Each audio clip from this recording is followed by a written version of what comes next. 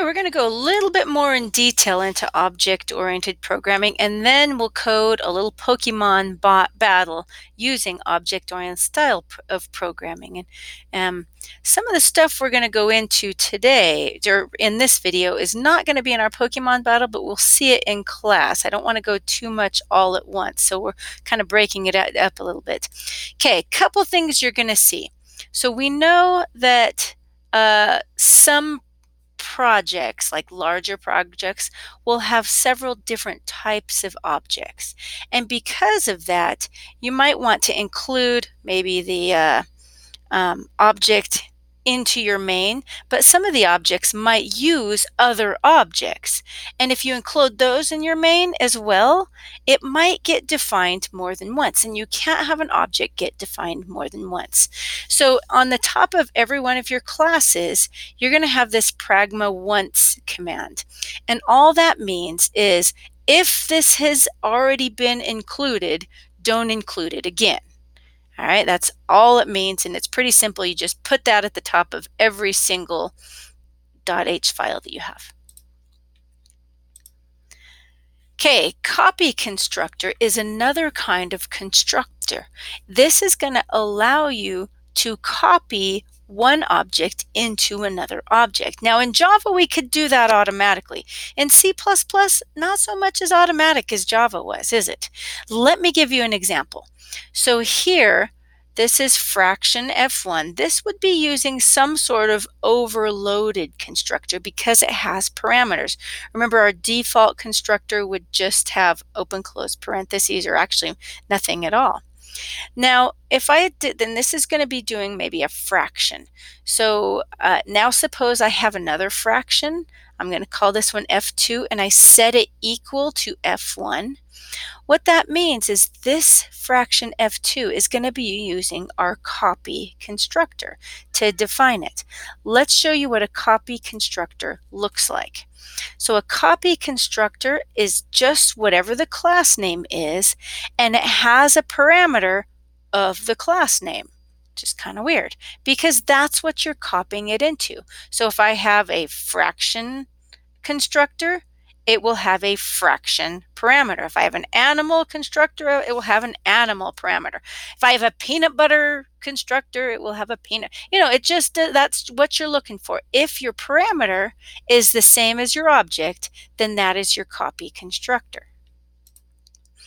So here is an example of how a copy constructor works. And this is for maybe a fraction example that you'll probably see sometime in class, probably in the class activity. This might give you some hints on that. All right, so once again, I have my fraction, colon, my scope resolution operator and the fraction.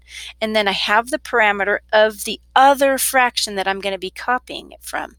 So all I'm doing is taking all of my private data members and setting them equal to the incoming ones. That way I'm setting a copy of whatever I'm instantiating equal to whatever's on the other side of the equal sign. So that is what a copy constructor is. Okay, now we're going to show what overloaded operators are. Overloaded operators are pretty cool, and they did not exist in Java. So in Java, if we were to do this fraction class, and we wanted to add two fractions together, we'd have to create a method called add. Well, in C++, we could actually turn this plus sign into a method that will add our two fractions together for us. And that's what we're going to be showing you in class, but I wanted to give you a heads up on it, that's going to be an overloaded operator. Now you can overload a lot of operators. The most common ones to overload are the plus, minus, times, divide, mod, the less than, so you could do a cout statement for your fraction. You could do a cin statement for your fraction. And these are some other operators that you can overload. So an overloaded operator definition, your function definition in your class would look something like this. You'd say const, whatever the name of your class is, operator, and whatever operator you want to overload, and then whatever parameters you're going to have. This const keyword means that any member variables are not going to be changed throughout this particular method. All right, and that is it. Oh no, that's not. I just had animations in there. I forgot about that. Okay, so suppose we wanted to actually overload this fraction and add two fractions together. So here's kind of an example of how we'd do that. We'd have our overloaded operator for the plus sign because I wanted to add two fractions together. The other fraction, this is what would be on the right-hand side of the plus sign, the one you're adding to our current fraction. And then all we're doing is we're going to create a new fraction, and this logic will actually add those two together. It will kind of be a very big looking fraction, but that's okay. We'd reduce it somehow, somewhere in there. But I take the numerator times the other one's numerator plus the other denominator times my denominator, and that becomes my entire numerator. And then my denominator is just my denominator times the other denominator. And that way we're adding these fractions together. Okay, a friend function is another one of those things that does not exist. Sorry, I'm always comparing to Java. That's the class that I think you had last, and so I'm trying to relate the new material to the old material, but sometimes I can't. So friend function, here's another one that I can't. This is new in Java. What a friend function, or not in Java, in C++, what language are we learning anyway? Good grief. Okay, so a friend function, if you declare something as a friend function, then you can have access to the private variables of the class, but it's not technically part of the class.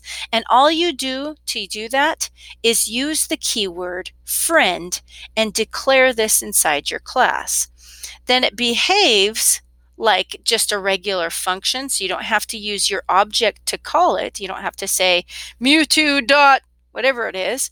No, you could just call it like a normal function, but you still have access to all the private data in the class. And this is another one that we're going to overload this particular operator in our no-brainer today. Here is an example of an extraction operator that's a friend function. So this is what it would look, move me out of the way again.